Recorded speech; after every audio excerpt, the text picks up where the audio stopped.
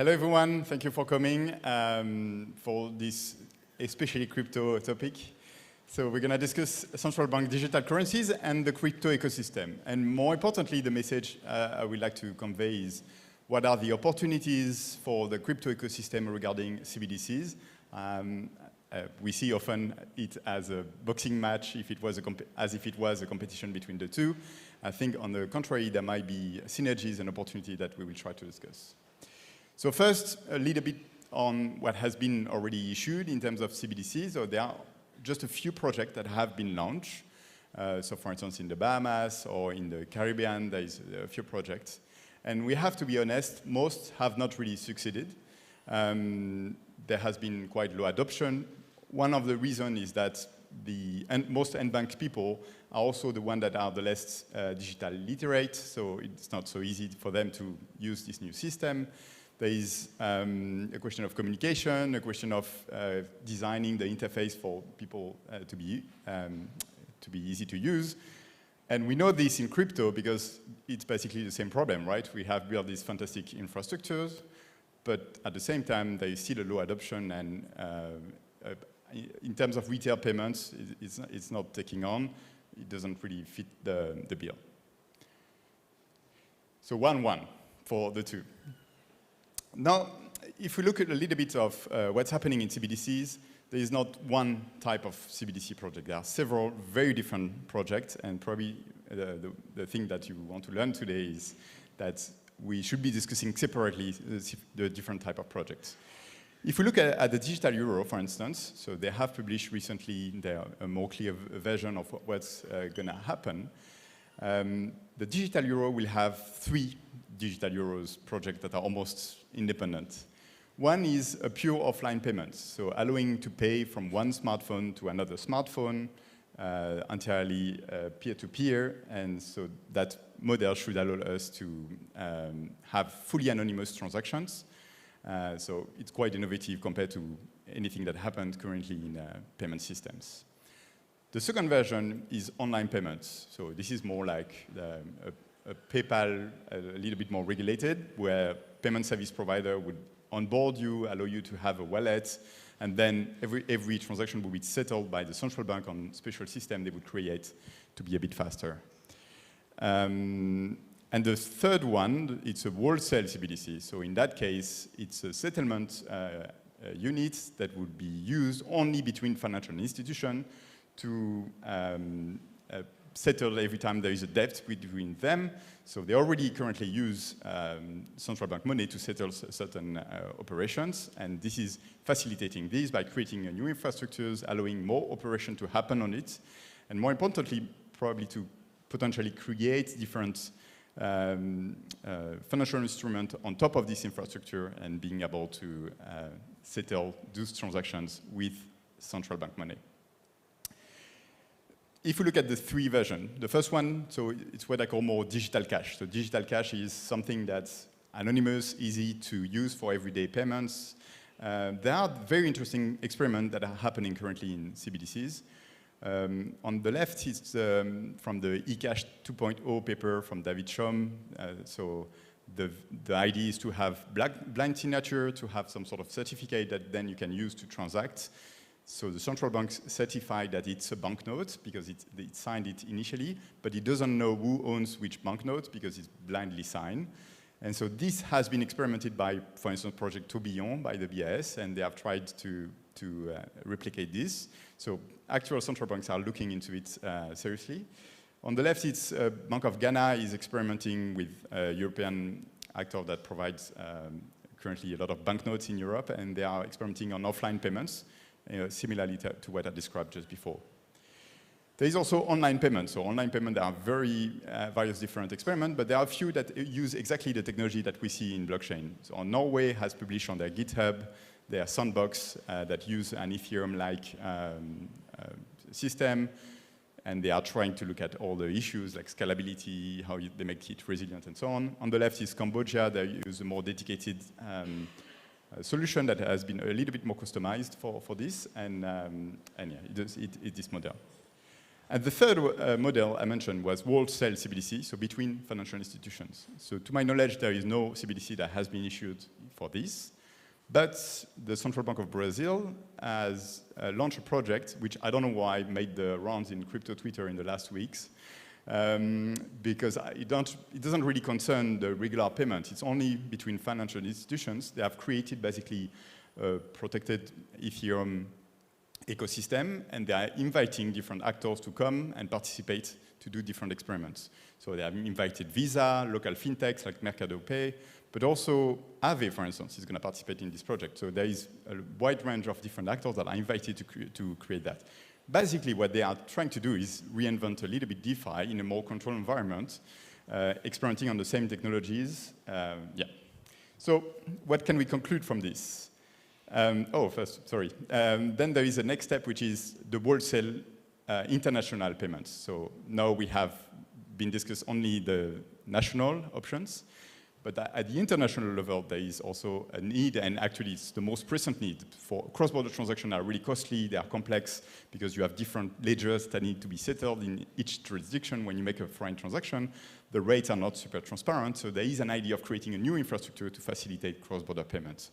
And for this, the Bank of International Settlement has experimented with the Banque de France and the Bank of Switzerland and the Monetary Authority of Singapore, an automated market maker using the same principle as we all know here to settle between the different currencies. So they are really experimenting with the technology, and so much that even in their paper, when they describe it, they mention that they have used specifically the Curve V2 version for reason because it matched their requirements. So not only they are using the technology, we are moving past the area where banks, institutions are just using blockchain because it was cool. They are looking in details on the different white papers and ideas and picking what makes the most sense for different usages. And thank you, Anastasia, for mentioning this. So now how we can compare the advantages and disadvantages from the crypto ecosystem point of view of CBDCs.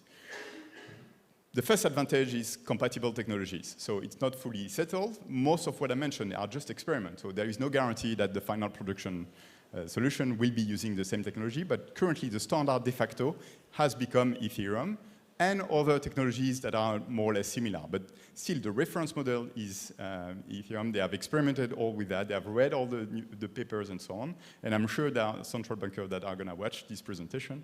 So they are on top of this idea. And that facilitates for the crypto ecosystem to provide then solution because everything is compatible. The IDs have been exchanged and so on. Inspired model, that's what I mentioned with the IMM. So the general ideas are shared. And more globally, the general vision that is on public blockchain and that is on Ethereum to have one settlement layer and then have different layers on which there would be different action and then facilitate different financial operation, the general view is the same. There is also the advantage of regulatory certainty because, of course, if a central bank is going to issue a CBDC on top of such infrastructure, it's going to be legal and they're not going to be in the mess we are still not knowing what's the value of this. There is also the advantage of the ability to onboard traditional finance actors because they can even force them to if they have to. So for instance, in some countries they have made it mandatory to adopt some of the technology, or they can just push them and with the right incentives. There is programmability, so which can be an advantage, especially if we look at Worldcell and between financial institutions, because you can reuse all the principles that we know. And importantly, something I would like to emphasize is the diverse motivations. There are different actors working in those institutions with different motivation. And one benefit is that there are many people inside them that have been learning the different technologies, but also the principles, the value of open source, the value of privacy, the value of creating something that's resilient by design, and so on. And that feeds into the papers. And you can tell that sometimes there is some push toward very advanced ideas also, along with the technologies, because people who are knowledgeable in the technology may tend to align also with some of the values that are shared. Of course, the inconvenience we can imagine is central bank control by issuing this kind of platform, they would control the platform itself. The privacy concerns that are more relevant for retail action, especially online payments, the one I mentioned, because offline could be private if it was chosen to. Online is most likely to have some privacy issues. And then for the Worldcell, it's not so much an issue privacy, it's a different question of more governance and, yeah. There is a compliance burden, so I know it's a conflicting topic in the crypto ecosystem, how much compliance should be applied to crypto in a sense. By moving to the CBDCs, of course, there will be a need to apply a lot of the compliance rules, and that would imply some burden and so on. Not so open, even if some of the principles are infused, there is no way a central bank will create a permissionless infrastructure, allow anyone to participate in it. There will be some control and so on. But the main question is how cumbersome are those controls? It's not something new. I think the permissionless vision is a great vision, but we have already existing examples of markets that are quite open. We have examples of different places in the public life where you can participate and so on. So here, the question for CBDC would be how much open it would be. One example is the question of specific technical specification. Even if the digital euro starts to be clear, for instance, and we have legal publication explaining the digital euro, we don't have already any technical elements that could help us start to prepare. If we had to develop a wallet or something, it's difficult to know what's going to be used. And this kind of transparency would help to open it and provide more opportunities. Programmability, I think you are all aware of the potential risk of using programmability feature to control some usage of the money. The digital euro claim that it's not going to be programmable, but of course it's a little bit of a question of definition how you look at it, because as there is also compliance and there will be some application of a lot of rules, so there will be some drawbacks. And diverse motivation, so it was an advantage, it's also an inconvenience because there are different type of actors feeding into that. There is lobby groups also interacting with CBDCs, and so in the results, it's not so clear that it will result in something that's necessarily aligned with your vision. So what's the future? For the future, what I propose to you as an example is the Universal Exhibition of Paris in 1900s, because I think it's a great example of how different private and public actors have come together to create something impressive of a new scale and yeah, merging different ideas. It was huge, absolutely huge. So if you know a little bit Paris, you see here highlighted all the areas that were part of the exhibition. So it was more than 2 square kilometers. So including all the Petit Palais, Grand Palais, Invalides, so many touristy places you can look if you're coming here for the first time, and even the Eiffel Tower, Trocadero, and so on. The main topic of this Universal Exhibition was technology and advancement. I think it was a time where France was really proud of all the technology advancement they had made, and they wanted to showcase a little bit. There were really interesting inventions showed at this event. One example was solar technology already. So unfortunately, it was the time where coal was super popular, so it didn't caught at the time, but they were already designing a system to use the sun to heat something. And on the right, there is a moving pavement. So the part on the left was moving faster. The second tier was moving a little bit slower, so you could leave and go back to the pavement and go faster from one place to another one. It's great that they were edge technology, but also bear in mind that there has been several deaths during the exhibition because they were creating all sorts of crazy buildings, crazy ideas, and some have failed, burned, and crashed, and so a few people died during the exhibition. And the most hyped technology, of course, was electricity. It was the start of electricity, so at night you could see fantastic spectacle and illumination around all those buildings that were made of metal and glass. And yeah, so that was the new attraction. Also with the cinema, it was the beginning of the cinema, so you could see projection and you could see how you could fly in a balloon and so immersive experiences. The last thing is, it was also a moment of national pride because it probably the hype of the nationalism in the traditional sense. So every country was proud to show how they had become this state nation, and they have this vibrant culture they wanted to showcase. So every country built a building that represented their culture. They basically each built a castle that represented each country. A lot of those castles have been dismantled and moved somewhere else, either in the Paris region, sometimes back to the country. So not everything has been lost, but it was absolutely immense, the energy that has been put in this. So why I'm talking about this is, I think the model we have to bear in mind is not everything for this exhibition was built in one day. Everything took years, and actually there has been several exhibitions in the years before that allowed to prepare to create such a great event. And also there's been very different actors that have been coordinating to create this. The Eiffel Tower, for instance, was purely privately financed and was designed for the prior exhibition in '89, and it took a few years to be built. And yeah, and also for the Eiffel Tower, as a side story, it wasn't dismantled just after, as was planned, because it was then used as a communication for the war, so they found a useful usage for this and they perpetuated. But the really important part is how much different kind of people have coordinated. And if we look at how CBDC and the crypto ecosystem should cooperate, I think the main question is to find the different roles. And we are at the moment where CBDCs are just an idea. There is some design, some inspirations, but it's the moment where there is a need of technologists to help. There is a need of public consultation to redesign all the key features. There is a need of laying out all the ecosystem around it, and I think sometimes central banks are not seeing all the scale of what's gonna be necessary around it. Either if we talk retail, all the apps that will connect and so on, or wholesale, how much all the financial system will need to coordinate around this platform and then join it, creating bridges with existing system and so on. So you can imagine the scale of things. For the exhibition, there were, for instance, 3 major people I just mentioned. So Sarah Bernard was a theater woman. She owned a theater in Paris. She contributed to create some of the art events that were around this exhibition. Gustave Eiffel, of course, was this entrepreneur that financed the Eiffel Tower and other buildings. He has been successful because it became immediately a financial success for him, the Eiffel Tower. But bear in mind that during the exhibition, many entrepreneurs totally failed. There were big companies that created huge buildings to promote a new technology, a new machinery.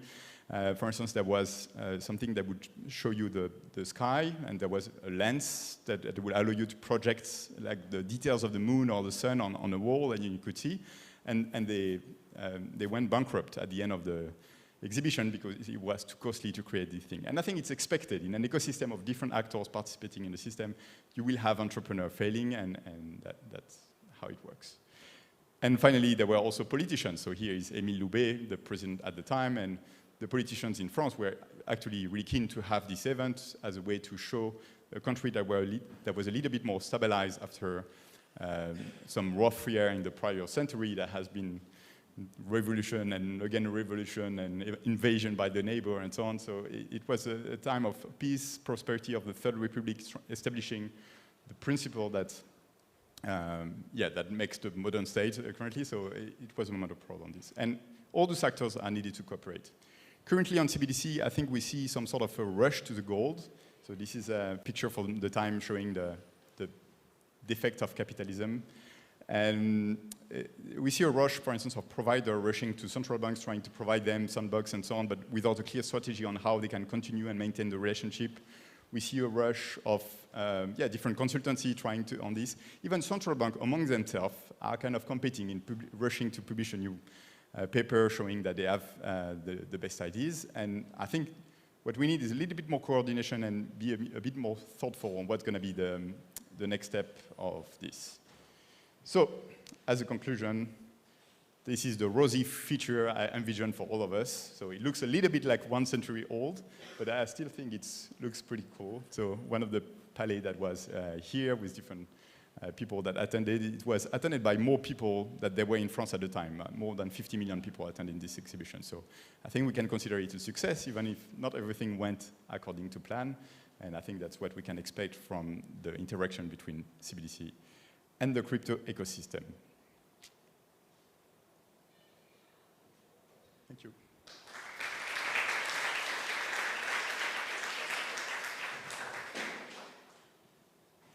we have time for a question. So if you have any question, you're welcome.